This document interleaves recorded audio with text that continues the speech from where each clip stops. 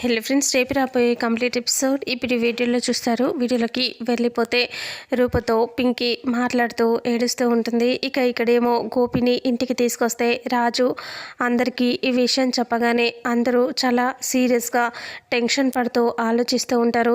విజయాంబిక దీపక్ ఇద్దరు కూడా ఆలోచిస్తూ ఉంటారు. విజయాంబిక ఇలా అంటూ ఉంటుంది, ఏంటి అసలు వాడి ధైర్యం ఏంటి, ఇంటి దాకా వస్తాడా అని అంటూ ఉంటే, అసలు ఏం చేస్తారు మమ్మీ వీళ్ళు, అసలు ఆ గోపి గడికి ఇచ్చి పెళ్లి చేయకూడదు, వాళ్ళని మొత్తానికి ఇంటికి దూరం చేయాలనుకుంటూ ఉంటే మళ్ళీ వస్తారేంటి వీళ్ళు అని దీపక్ చెప్తూ ఉంటాడు. ఆ రకంగా వాళ్ళు మాట్లాడుకుంటూ ఉంటారు. పింకీ ఏమో ఏడుస్తూ రూపతో ఇలా అంటూ ఉంటుంది, అసలు ఏంటక్క ఇంట్లోకి వచ్చిన వాడిని మెడ పట్టుకొని బయటికి గెంటేయటం ఏంటక్క, ఇది చాలా దారుణం కదా అని అంటూ గోపి గురించి బాధపడుతూ రూపతో చెప్తూ ఉంటుంది. పింకీ ఇలా అంటూ ఉంటుంది, ఎందుకక్క ఇలా చేస్తున్నారు, ఆ రోజు మాట ఇచ్చారు కదా పెళ్లి చేస్తామని, మళ్ళీ ఈరోజు ఎందుకక్క ఇలా చేస్తున్నారు, అసలు ఇదంతా నీ వల్లే వచ్చిందక్క అని అంటూ అనేసరికి నా వల్ల ఎందుకే అని అంటే, మరి నువ్వే కదా, నువ్వు బావ విడిపోయినందుకే కదా ఇదంతా గొడవ, లేదంటే ఈరోజు సంతోషంగా మా పెళ్ళి జరిగేది కదా అని పింకీ అంటుంది. అప్పుడే రూప ఆలోచిస్తూ, అలా ఏమీ అనుకోకు, అలా ఏం కాదులే, నీ పెళ్ళి ఎప్పట్లాగా అనుకున్న సమయానికి జరిపించే బాధ్యత నాది అని అంటూ రూప అంటుంది.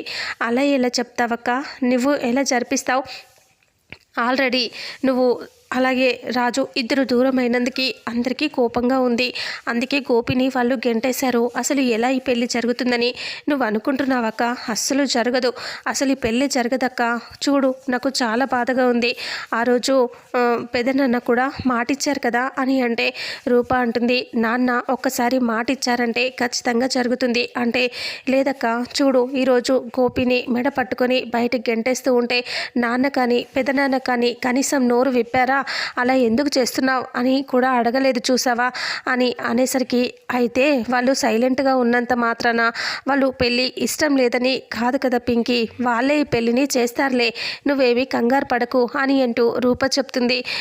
నాన్న ఒక్క మాట ఇచ్చాడు అంటే ఖచ్చితంగా నెరవేరుస్తాడు అని అంటూ రూప చెప్పగానే అప్పుడు ఇలా అంటూ ఉంటుంది పింకీ, అక్క నాన్నే కాదు నువ్వు కూడా మాటిచ్చావక్క, నువ్వు రాజు ఇద్దరు కలిసి పెళ్లి చేస్తామని మీరిద్దరు కూడా మాటిచ్చారు, మీ మాట కూడా మీరు నెరవేర్చాలక్క, పెదనాన్న ఈ పెళ్ళి చేస్తారా చేయరా పక్కన పెడితే నువ్వు రాజు ఇద్దరు కలిసి మా పెళ్ళి జరిపించాలి అని అంటే, మేమిద్దరం ఎలా జరిపిస్తాం, రాజు నాతో కూడా మాట్లాడట్లేదు కదా అంటే, అదంతా నాకు తెలియదక్క అని అంటూ పింకీ రూపతో చెప్తూ, నువ్వు ఎలాగైనా రాజుతో మాట్లాడి మీరిద్దరూ ఒకటైపోయి మా ఇద్దరికి పెళ్లి చేయాలి అని పింకీ అడుగుతూ ఉంటే ఇంకా రూప ఆలోచిస్తూ ఉంటుంది.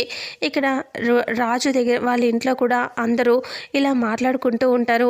ఆ పెద్ద మనిషే కదా పెళ్లి చేస్తాను అని చెప్పి మాట ఇచ్చాడు, ఇప్పుడు ఎందుకు ఇలా మాట మార్చి ఇంట్లో నుంచి గెంటేశారు అంటే, ఇంకా అవును ఆయనే కదా చెప్పాడు అని అంటూ విరూపాక్షి కూడా అంటూ ఉంటే ఒక్కసారిగా అప్పలనాయుడు ఆ పెద్దోళ్ళు అంతా అంతే, ఒక్కసారి మాట ఇస్తారు కానీ ఆ మాట మీద ఉండరు అని అప్పలనాయుడు అంటూ ఉంటాడు. రాజు సైలెంట్గా చూస్తూ ఉంటాడు.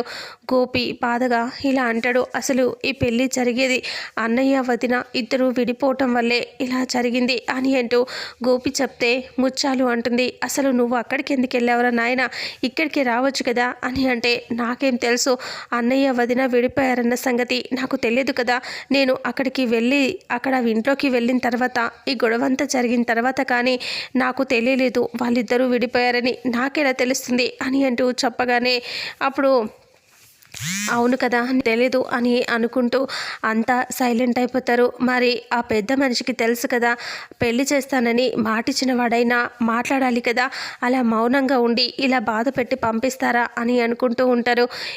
అప్పుడే అసలు ఇదంతా అన్నయ్య వల్లే వచ్చింది అని అంటూ గోపి అంటే రాజు అలా చూస్తూ ఉంటాడు. ఏంటి నా వల్ల వచ్చిందా అని అంటే, అవునన్నయ్య ఆ రోజు నువ్వు వదిన విడిపోకుండా ఉండుంటే ఈరోజు అందరూ కలిసి మాకు సంతోషంగా పెళ్లి చేసేవాళ్ళు కదా.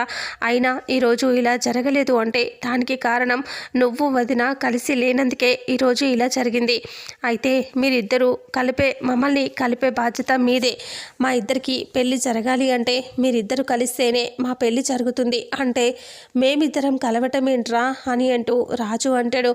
అవును, మీరిద్దరూ కలిసి ఈ పెళ్లి చేయాలి అని అంటే అప్పుడు అప్పలనాయుడు వాళ్ళు కూడా అవును, నువ్వు అమ్మాయి గారు ఇద్దరు కలిస్తే ఈ పెళ్ళి అయిపోతుందిరా నాయన అని అంటే మేమిద్దరం కలిసి పెళ్లి చేయటం ఏంటి నాన్న, అసలు మా వల్ల పెళ్ళి ఎలా అవుతుంది, అసలు అమ్మాయి గారు నేను మాట్లాడుకోం కదా అని అంటే ఇప్పుడు మాట్లాడు అని అంటూ అప్పలనాయుడు చెప్తాడు. ఇక విరూపాక్షి మనసులో ఇలా అనుకుంటూ ఉంటుంది. ఈరోజు పింకీ గోపిల పెళ్లి కోసం మీరిద్దరూ మాట్లాడుకోవాలి. అసలు వాళ్ళ పెళ్ళికి కోసం మీరు మాట్లాడినట్టుగా కాదు, మీరు కలవటం కోసం వాళ్ళ పెళ్లి జరుగుతున్నట్టుగా అనిపిస్తుంది నాకు. అందుకనే చెప్తున్నా, మీరు నా మనసులో మాట మీరిద్దరూ కలవాలని నేను కోరుకుంటున్నా అని విరూపాక్షి కూడా కనీసం నీ కొడుకు కోసమైనా మీరు కలవాలి రాజు అని అనుకుంటూ ఉంటుంది విరూపాక్షి మనసులో. అప్పుడు రాజుని అందరూ బతిమాలుతూ ఉంటారు, ఒక్కసారి ఫోన్ చేయి అని చెప్పేసి.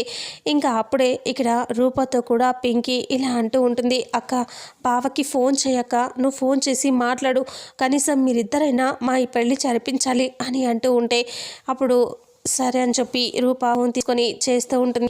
అందరూ ఇటుపక్కన కూడా అరుస్తూ ఫోన్ చెయ్యి అని అంటూ ఉంటే రాజు కూడా ఫోన్ తీసుకొని ఫోన్ చేస్తూ ఉంటాడు. ఇక వాళ్ళు ఇద్దరు ఒకేసారి ఫోన్ చేసుకుంటూ ఉండటంతో బిజీ వస్తూ ఉంటుంది.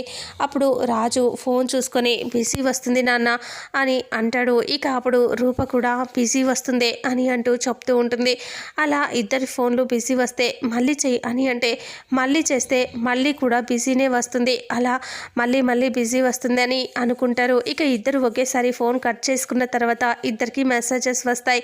ఇంకా ఫోన్ చేసినట్టుగా ఇక అది చూసుకొని రాజు అమ్మాయి గారే నాకు ఫోన్ చేశారు అని అంటూ ఉంటే రూప కూడా ఫోన్ చూసుకొని రాజుయే నాకు ఫోన్ చేశాడు పింకీ అని అంటే అవునా, అయితే మళ్ళీ చేయక్క అని అంటే రూప మళ్ళీ ఫోన్ చేస్తుంది.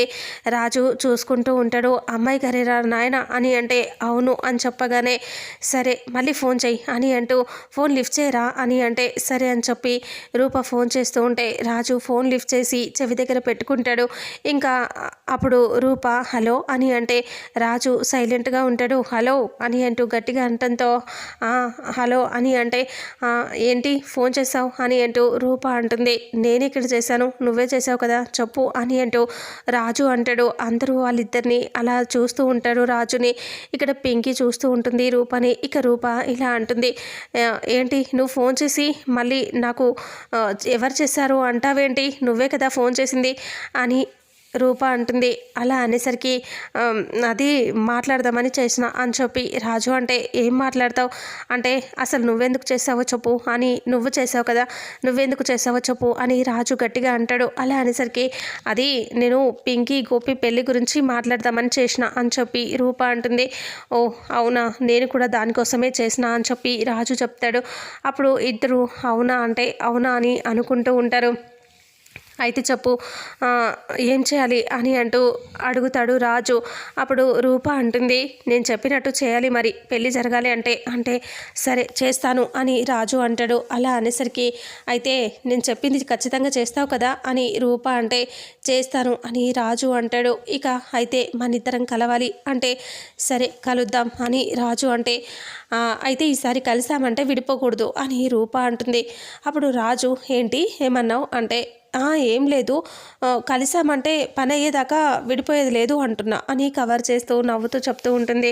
అప్పుడు రాజు సరేనంటాడు. ఇక ఆ రకంగా వాళ్ళది ఇలా మాట్లాడుకుంటూ ఉంటారు. వాళ్ళు అలా మాట్లాడుకుంటూ ఉంటే అందరూ సంతోషిస్తూ ఉంటారు. అప్పలనాయుడు కూడా వీళ్ళ పెళ్ళి వల్ల అయినా మీరు కలవండ్రా నాయన అని అనుకుంటూ ఉంటాడు.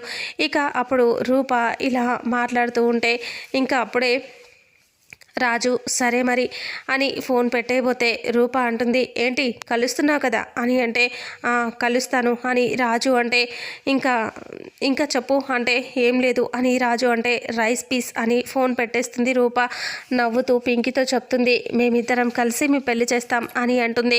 ఇక అప్పుడు రాజు కూడా ఏమన్నారా నాయన అని అప్పలనాయుడు అందరూ అడుగుతూ ఉంటే ఏమీ లేదు కలిసి మాట్లాడదామన్నారు, రే నీ పెళ్ళి మేం చేస్తాం అని అంటూ చెప్పేసరికి అందరూ హ్యాపీగా ఫీల్ అవుతారు. ఇక అంతలో ఇక్కడేమో రూప ఫోన్ పెట్టేసి రేపే కలుద్దాం అని అంటూ రూప చెప్తూ ఉంటుంది నవ్వుతూ.